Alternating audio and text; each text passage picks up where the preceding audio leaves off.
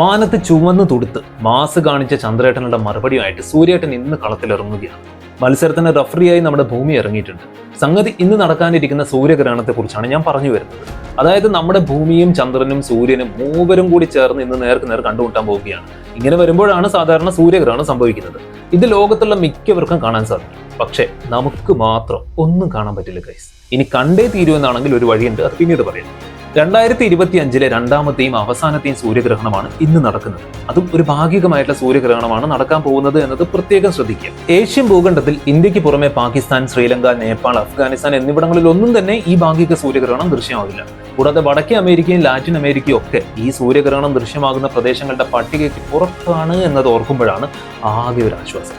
നേരിട്ട് കാണാനാവില്ലെങ്കിലും വിവിധ ലൈവ് സ്ട്രീമുകളിലൊക്കെ ആയിട്ട് നമുക്കത് കാണാൻ സാധിക്കുന്നുണ്ട്. ഗ്രേറ്റ് നോർത്ത് ആഫ്രിക്കൻ എക്ലിപ്സ് എന്നറിയപ്പെടുന്ന അടുത്തതായിട്ട് വരാനിരിക്കുന്ന സമ്പൂർണ്ണ സൂര്യഗ്രഹണം 21ാം നൂറ്റാണ്ടിലെ തന്നെ ഏറ്റവും ദൈർഘ്യമേറിയ ഗ്രഹണമായിരിക്കും ഇനി വരാൻ പോകുന്നത്.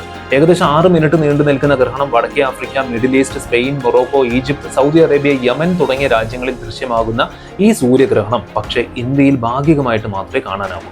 1991നും 2114 ഇടയിൽ സംഭവിക്കുന്ന ഏറ്റവും ദൈർഘ്യമേറിയ സമ്പൂർണ്ണ സൂര്യഗ്രഹണത്തിനാണ് 2027 ഓഗസ്റ്റ് 2 സാക്ഷ്യം വഹിക്കുന്നത്. അപ്പോൾ അത് കാണണമെന്നുണ്ടെങ്കിൽ കൃത്യമായിട്ട് പറഞ്ഞാൽ 680 ദിവസം നമ്മൾ വീണ്ടും കാത്തിരിക്കണം. അങ്ങനെ നിങ്ങൾ കാത്തിരിക്കാൻ തയ്യാറാണെങ്കിൽ നമുക്കത് അന്ന് അടിച്ച് പൊളിച്ച് കാണാം, അല്ലേ?